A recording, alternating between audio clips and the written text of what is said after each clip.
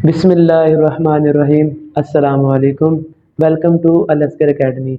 आज हमने अपना टॉपिक स्टार्ट करना है इंटरफेरेंस ऑफ लाइट कि इंटरफेरेंस ऑफ लाइट क्या होती है। सबसे पहली चीज़ तो मैं लिखता हूँ कि इंटरफेरेंस ऑफ लाइट में हम क्या करते हैं, इनकी क्या होनी चाहिए, सेम फ्रीक्वेंसी होनी चाहिए और डायरेक्शन भी क्या होनी चाहिए, डायरेक्शन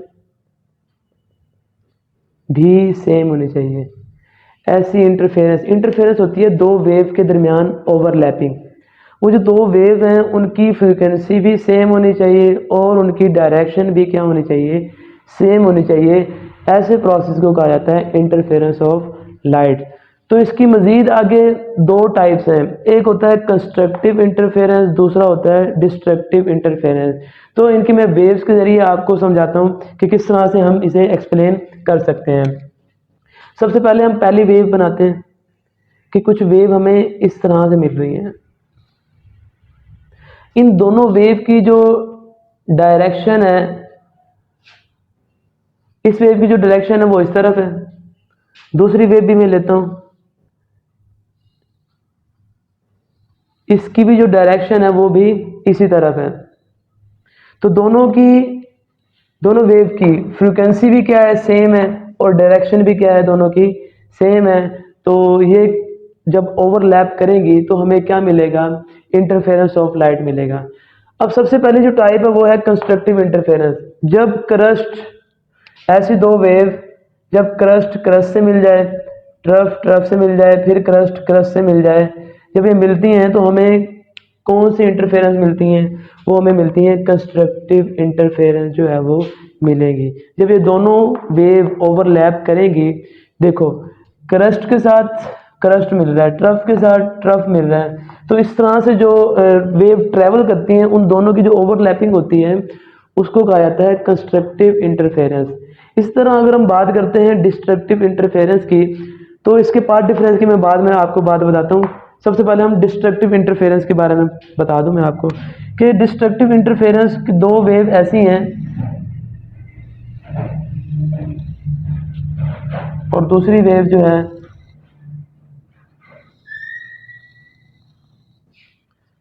देखिए यहाँ पे जरा तवज्जो कीजिएगा कि ये हमारे पास क्रस्ट है और दूसरी वेव का हमें क्या मिल रहा है, क्रस्ट मिल रहा है। तो ये फिर ट्रफ फिर क्रस्ट, इस तरह से जो हमें ओवरलैपिंग से जो मिलती हैं वो हमें क्या मिलती हैं, डिस्ट्रक्टिव इंटरफेरेंस जो है वो मिलेगी। अगर हम बात करते हैं पाथ डिफरेंस की, तो पाथ डिफरेंस देखो ट्रेवल ये एक ही, इनकी डायरेक्शन भी यही होगी, डिस्ट्रक्टिव इंटरफेरेंस की डायरेक्शन भी यही होगी। अगर हम पाथ डिफरेंस की बात करें तो पाथ डिफरेंस इनका क्या होता है, कंस्ट्रक्टिव इंटरफेरेंस का, इन दोनों का जो पाथ डिफरेंस होता है वो होता है एम लैम्डा। और एम क्या होता है, जीरो भी हो सकता है, 1 2 3, इस तरह से जो हमें पाथ डिफरेंस जो है मिलेगा।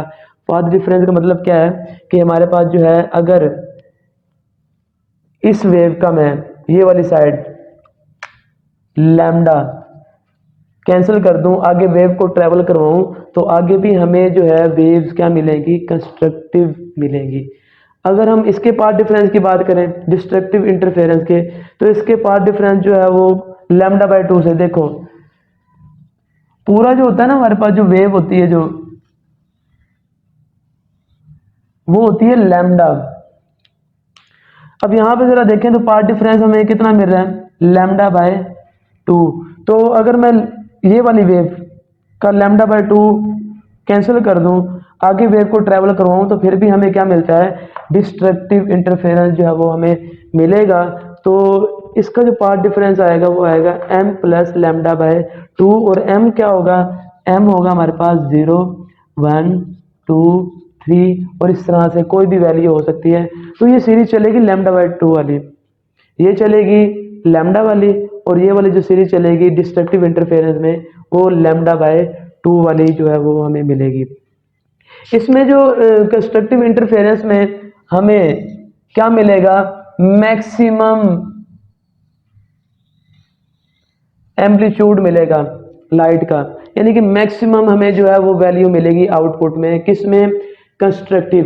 इसकी मेन रीजन क्या है कि जब क्रस्ट क्रस्ट से मिल जाएगा, ट्रफ ट्रफ से मिल जाएगा, तो जब डबल हो जाएंगी ओवरलैपिंग से, तो वो क्या हो जाएंगी, एम्पलीट्यूड भी उनका बढ़ जाएगा, तो हमें मैक्सिमम आउटपुट मिलेगी। और ये हमें ब्राइट फ्रिंजेस मिलती हैं। कंस्ट्रक्टिव इंटरफेरेंस में हमें कौन सी फ्रिंजेस मिलेंगी? ब्राइट मिलेंगी। ब्राइट फ्रिंजेस जो है वो मिलेंगी। इसी तरह अगर हम बात करते हैं डिस्ट्रक्टिव इंटरफेरेंस की, इसमें जो आउटपुट मिलती है वो बिल्कुल सीधी लाइन मिलेगी, हमें कोई आउटपुट नहीं मिलेगी, लेकिन आउटपुट जो है वो मैक्सिमम एम्पलीट्यूड से नहीं मिलेगी, बल्कि जीरो एम्पलीट्यूड से जो है वो आउटपुट हमें मिलेगी। और यहाँ पर हमें जो फ्रिंजेस मिलेंगी वो मिलेंगी डार्क।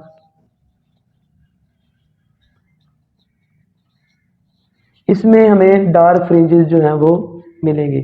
उसके बाद कंडीशन के बारे में पढ़ लेते हैं। कंडीशन क्या होती है इंटरफेरेंस ऑफ लाइट की? एक तो आपका जो सोर्स है वो मोनोक्रोमेटिक होना चाहिए। मोनोक्रोमेटिक का मतलब क्या है कि उनकी जो वेवलेंथ है वो क्या होनी चाहिए? सिंगल होनी चाहिए। जैसे कि लेजर लाइट है, अगर आप रेड कलर की लेजर लाइट जो है वो यूज कर रहे हैं तो वो एक ही कलर की होनी चाहिए, चाहे वो इस सोर्स में हो चाहे इस सोर्स में, दोनों का कलर जो है वो क्या होना चाहिए? सेम होना चाहिए, सिंगल वेवलेंथ होनी चाहिए। उसके बाद दूसरी जो कंडीशन है वो है कोरेंट सोर्स। कोरेंट सोर्स का मतलब यह है कि उनके दरमियान जो फेज डिफरेंस है वो क्या होना चाहिए?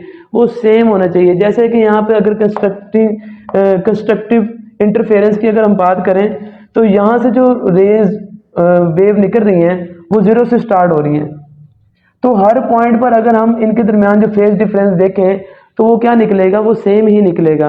इसी तरह अगर हम डिस्ट्रक्टिव इंटरफेरेंस की बात करते हैं, कोरेंट सोर्स, तो वो इनके दरमियान जो फेज डिफरेंस है वो कितना? 180। हर पॉइंट पर आप चेक करके देख सकते हैं इनके दरमियान फेज डिफरेंस वो 180 ही होगा। तो कोरेंट सोर्स क्या होगा? उसमें कांस्टेंट फेज डिफरेंस जो है वो होना चाहिए। ये दो कंडीशनें हैं। आई होप कि आप लोगों को ये टॉपिक क्लियर हुआ होगा। अगर कोई भी मसला मसाइल है तो लाजमी आपने मुझसे शेयर करना है। ओके, अल्लाह हाफिज।